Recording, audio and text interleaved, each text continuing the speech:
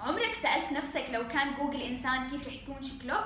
إنسان طبيعي زينا قادر يجاوبك على أي سؤال بدك إياه، ولا واحد قاعد برا مكتب ومعاه ملايين من الأوراق؟ أو ممكن إذا استنينا 20 30 100 سنة لقدام يقدر العلم يعطينا شخص نصه إنسان ونصه روبوت. أو ممكن نعطي لقب جوجل الإنسان للورنس كيمبيك اللي أطلق عليه طبيبه جوجل الحي. لورنس اللي قادر يجاوبك على أي سؤال أنت بتعطيه لجوجل وبسرعة أكتر من جوجل ب5 مرات كمان. لورنس كان طبيعي، ما معه ورقة، ما معه كمبيوتر ولا حامل كتاب، أي شيء بيجاوبك عليه موجود هون بس بعقله بس. ليه؟ لأنه انولد بحالة سافانت سيندروم، الذاكرة الاستثنائية اللي سمحت له إنه يحفظ كميات مهولة بسرعة مهولة. أنا إسراء شعبان وهذا ذا برين. ليه ذاكرة لورنس كانت قادرة إنها تختصر السنين اللي إحنا قضيناها نحفظ بالجامعة بأسبوع واحد بس؟ الذاكرة هي قدرة عقلنا إنه يجمع المعلومات ويرجع لنا إياها لما إحنا نحتاجها. تحويل المعلومات لذكريات بتم كالتالي: إحنا عندنا الذاكرة الحسية اللي من خلالها بنستقبل المعلومات من عالمنا الخارجي عن طريق حواسنا. إذا متذكر اسم الشخص اللي أنا ذكرته بالبداية، فأنت قدرت تحول هاي المعلومات للذاكرة قصيرة المدى. الطريقة نفسها اللي أنت بتحفظ فيها باسورد موبايلك أو رقم موبايلك عن طريق إنك تضلك تكرر، لكن مع الوقت هاي المعلومات إما بنتخلص منها أو بنحولها للذاكرة طويلة المدى اللي بتحدد مهاراتنا وخبراتنا ومين إحنا. لكن ليه لورنس كان بدون تكرار وخلال ثواني ومن أول مرة قادر يحفظ كل شيء؟ من عمره 16 شهر قادر يقرأ الكتاب ويحفظه، باليوم يحفظ 20 كتاب والكتاب الواحد ياخذ منه 20 دقيقة بس. شو اللي موجود بعقل لورنس ومش موجود عندنا إحنا؟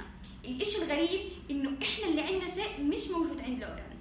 في بعقلنا شيء اسمه كوربوس كولوسيوم، ولورنس انولد في حالة اسمها أجينيسيس أوف كوربوس كولوسيوم، حالة بيفقد فيها المريض الكوربوس كولوسيوم اللي هو الرابط بين نص عقلنا اليمين ونص عقلنا اليسار. لكن ما دام الموضوع مستاهل وإحنا ممكن نتحول لجوجل حي، ليه ما نعمل عملية ونقيمه؟ وفعلا العالم روجر سبيري سنة 1961 عمل للمرضى هاي العملية وطلب منهم إنه يفصل نص عقلهم اليمين عن نص عقلهم اليسار. لكن للأسف ما تسجلت ولا حالة عندها القدرات اللي كانت عند لورنس، ولا شخص كان قادر يحفظ بقدرة لورنس. لورنس كان مميز، لما انولد بهاي الحالة قدر إنه يفصل عيونه، لأنه عنده نص عقل يمين ونص عقل يسار منفصل. قدر إنه يعمل كالتالي: يطلع على الكتاب وبعينه اليمين يقرأ النص اليمين من الكتاب، وبعينه اليسار يقرأ الصفحة اليسار من الكتاب، بنفس الوقت يقرأ الصفحتين، وخلال 10 ثواني بس قادر إنه يعمل مسح للكتاب ويحفظه. لكن السؤال بضل: قدرته على الحفظ من وين كانت؟ لورنس مصاب بحالة سافانت سيندروم، حالة بيعاني منها المريض في إعاقة بجزء من الدماغ، لكن عنده قدرات غير طبيعية، وبحالته كانت حالة الذاكرة. لورنس من أول مرة كان قادر يحفظ أي شيء بسمعه بشوفه أو بقرأه.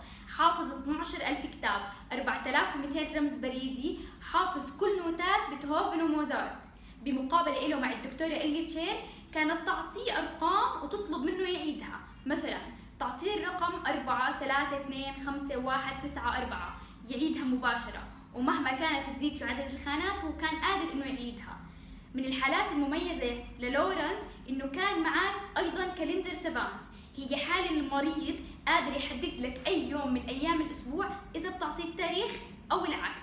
مثلاً إذا حكيت له إن أنت مولود ب 17/3/1994، جوابه رح يكون كالتالي: أنت انولدت يوم خميس، هاي السنة رح يكون عمرك 25 سنة ورح يكون يوم أحد.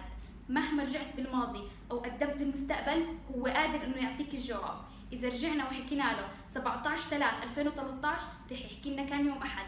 قدمنا 100 سنة وحكينا 17/3/2119 رح يحكي لنا إنه هو كان يوم جمعة. استخدموه وتعاملوا معاه على أساس إنه جوجل.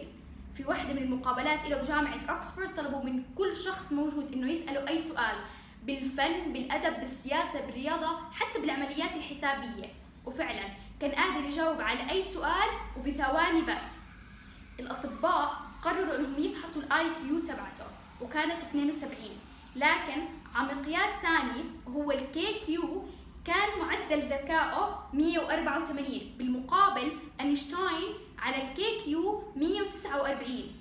ناسا اشتغلت مع لورنس 4 سنين عشان يحدد لها مواقع النجوم، مراحل القمر والمواسم، لأنه كان يقدر يعمل هاي العمليات الحسابية ويعطيهم الجواب خلال 6 ثواني بس، وبالمقابل الكمبيوتر بيحتاج 38 ثانية. لورنس الإنسان مين كان؟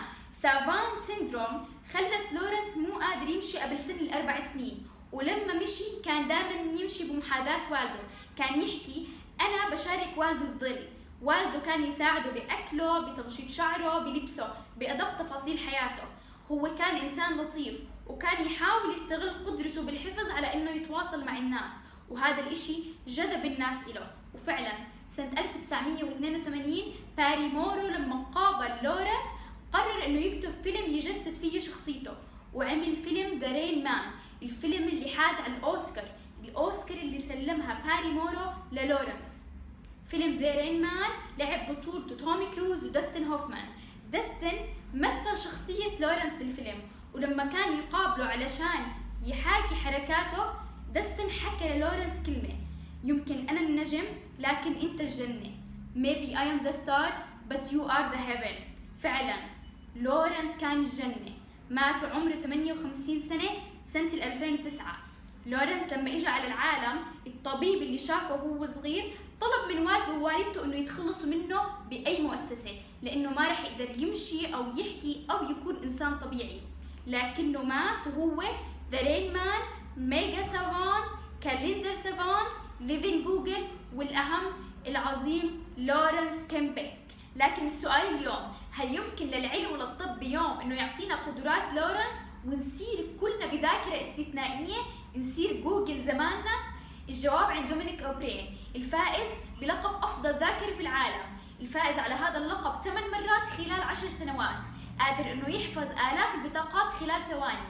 دومينيك كان شخص طبيعي زيي وزيك لحد عمره 30 سنة، لما قرر إنه يطور ذاكرته، حكى إنه ذاكرة الإنسان ما إلها حدود، ألف مجموعة من الكتب عشان يقدر يساعدنا نكون زيه بذاكرة استثنائية زيه.